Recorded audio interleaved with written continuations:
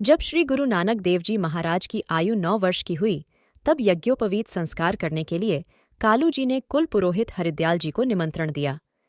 मुहूर्त बताकर सामग्री एकत्र हो गई। बिरादरी और नगर के ब्राह्मण सबको बुलाया गया। सभी एकत्र हो गए। वेद विधि से गोवर का लेपन करके चौंक पूरे गए। जब स्नान करवाकर गुरु नानक देव जी को बुलाया गया। गुरु जी की शोभा नक्षत्रों में चंद्र के तुल्य थी। पुरोहित जी ने क्षत्रिय कुल के अनुसार सभी कार्य प्रारंभ किया। संध्य, तरर्पण, शिखा, सूत्र, धोती आदि की मर्यादा बताने लगा। षटकर्म गुरुजी सिखाकर उपदेश करने लगे। तब जगत गुरु नानक देव जी पुरोहित को कहने लगे, हे प्रियवर, इस यज्ञोपवीत के पहनने से क्या विशेषता होगी? इसके पहनने का धर्म क्या है तथा उससे कौन सी उपाधि प्राप्त होगी? यदि इसे न पहना जाए तो क्या न्यूनता है? पुरोहित जी ने कहा, जनेऊ न पहनने से मनुष्य अपवित्र रहता है। जब वेद विधि के अनुसार ब्राह्मण, क्षत्रिय, वैश्य जनेऊ धारण करते हैं, तब प्रत्येक धर्म कार्य के अधिकारी हो जाते हैं। गुरुजी बोले, पंडित जी, यदि ब्राह्मण, क्षत्रिय आदि होकर और गले जनेऊ आदि पहनकर भी उसने झूठ, व्यभिचार आदि दूषित कर्म ही किए, तो फिर उसके इस जनेऊ से क्या लाभ होगा? जब तक उसकी अंतरात्मा ही शुद्ध नहीं, तो यह बाहर से दिखावा उसका क्या सुधारेगा? मेरे विचार में तो यदि जनेऊ आदि धारण करके भी बुरे कर्म ही करे, तो वह ब्राह्मण क्षत्रिय नहीं है, अपितु चंडाल है। उसे एक दिन यमराज के सामने जाना होगा। जब इस प्रकार गुरुजी ने कहा, तब वहां जितने लोग उपस्थित थे सभी अचंभित हो गए और कहने लगे, हे परमेश्वर, नानक तो अभी बालक है, परंतु इसकी बातें तो बुजुर्गों के तुल्य हैं। पंडित जी भी अचंभे में आकर कहने लगा, हे नानक देव, तब मनुष्य को कौन सा जनेऊ धारण करना उचित है जिससे इस जीव का धर्म स्थिर रह सके? तब गुरुजी ने एक सलोक प्रेमपूर्वक उच्चारण किया। श्री गुरु नानक देव जी कहते हैं, मैं आपको असल जनेऊ सुनाता हूं। जैसे प्रथम दया की कपास हो, उसमें संतोष रूपी सूत्र बने, सत्य का उसे वट लगाएं तथा यतिपन की गांठ लगावे, ऐसा जनेऊ जिसमें दया, दत्त, सत्य आदि कर्म हो, वह गले में पहने। यह आपका सूत्र से बना हुआ जनेऊ मेरे काम नहीं आना है। यह तो आग से जल जाएगा, जीर्ण हो जाएगा और टूट भी जाएगा। परंतु मेरा कहा हुआ जो जनेऊ है वह पुराना नहीं होता, जलता टूटता नहीं है। श्रीमान धन्य वह पुरुष है जिन्होंने यतित्व तथा सत्य संतोष का जनेऊ पहना हुआ है। यह आपका जनेऊ तो कुछ भी नहीं है, यह मिथ्या है। यदि आपके पास सत्य आदि के लक्षणों वाला यज्ञोपवीत हो तो मुझे पहना दो, नहीं तो पहनने को तैयार नहीं। पंडित जी कहने लगे, हे नानक, जनेऊ जो हमारे पास है और जैसे हम सभी लोग पहनते हैं, हमारा बना हुआ नहीं। ये तो आदि सृष्टि से चला आता है और संसार इसे पहनता है। तब गुरुजी ने कहने लगे, हे ब्राह्मण, यह तुम्हारा सूत्र का जनेऊ तो यही अर्थात संसार में पड़ा रहेगा और आगे नहीं जाना है।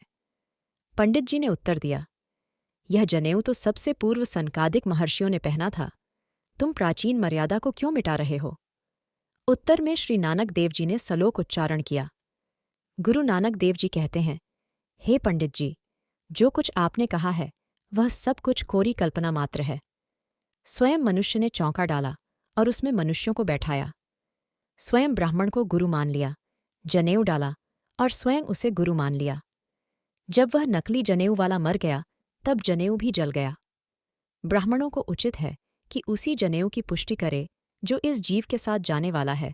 सांसारिक वस्तु तो संसार तक ही है।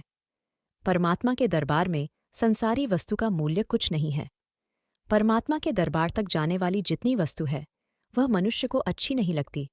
परंतु हे पंडित जी, मैं तो परमार्थक वस्तु का ग्राहक हूँ। सांसारिक वस्तु से मुझे प्रेम नहीं। आप मुझे सांसारिक बंधन ना डालें, मेरे किसी काम की वस्तु नहीं है। गुरुजी के इन शब्दों को सुनकर तमाम जनता वाह वाह करने लगी और मुक्तकंठ लोगों ने कहा कि देखो, छोटे से बालक पर परमात्मा की कितनी कृपा है। पंडित ने कहा, हे नानक, तुम्हें जनेऊ पहनाने के लिए तुम्हारे पिता ने कितना सामान खर्च किया है और कुटुंबी लोग उपस्थित हो रहे हैं। यदि तुमने जनेऊ ना पहना तो सभी लोग जितने वेद्य ब्राह्मण भी हैं, सभी निराश और हतोत्साह हो जाएंगे। मैंने तो कहना है, मानना न मानना तुम्हारी इच्छा पर है। यह सुनकर गुरुजी ने एक शब्द उच्चारण किया। गुरु नानक देव जी कहते हैं, आदमी लाखों ही चोरी और लाखों ही व्यभिचार करता है और लाखों झूठ और मंदे वचन बोलता है। वह दिन रात अनगिनत ठगी और छल कपट साथी जीवों के साथ करता है। रुई से धागा काता जाता है और ब्राह्मण आकर इसको वटता है। बकरा काट कर पकाया जाता और खाया जाता है। तब हर कोई कहता है, इसे जनेऊ पहना दो। जब यह पुराना हो जाता है, इसे फेंक कर नया पहना दिया जाता है। हे नानक, अगर धागे में कोई शक्ति हो तो वह टूटे ही ना। जो लोग रीति वाला जनेऊ है, वह तो पुराना होके सदा टूटता रहता है और लेकर पहनना पड़ता है। जैसे संसार झूठा है, वैसे ही यह जनेऊ भी बनावटी बन गया। अगर पक्का और न टूटने वाला जनेऊ है तो निःसंदेह मेरे गले में पहना दो, जिसके पहनने से अमर पद प्राप्त हो सकता हो और मन की बुरी भावनाएं दूर होकर नष्ट हो जाए। इस प्रकार मुक्तिदाता गुरुजी उपदेश देने वाले वचन उच्चार रहे थे। तब गुरुजी के वचन करते समय ब्राह्मणों ने जोरों जोरी जनेऊ गले में डाल दिया।